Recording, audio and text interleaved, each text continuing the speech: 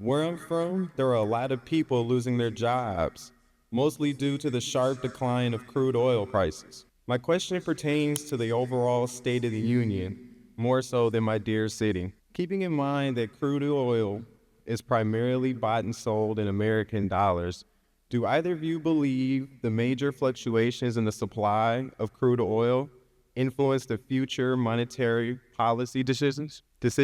Sorry. Well, that's yours, Charlie. Well, my answer would be not much. Yeah, it's an important industry, obviously, and the decline in the price of oil has had a lot of effects. Very good for the consumer, hundreds of millions of consumers, and very bad for certain of the businesses like the one we bought in Lubrizol and some others to a degree.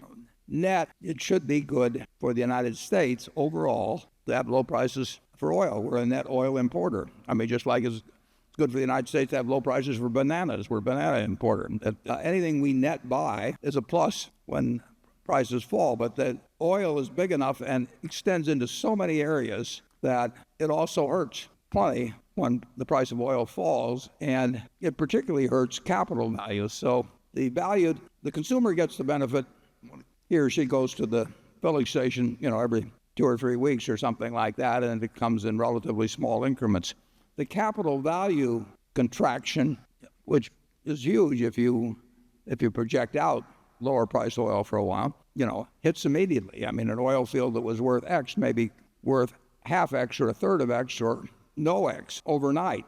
And so there are certain big factors, in terms of our chemical operation, people just stop ordering. So you have this big impact on capital values immediately, and you have the benefits move in over time. But net, the United States is better off, and Saudi Arabia is worse off when prices of oil are lower. Oil's a big part of the economy, but our economy has continued to make progress overall during the oil price decline. But obviously, given regions suffer disproportionately, just like they boomed, they got a real boom during a period when it was at $100 and when fracking came in big time.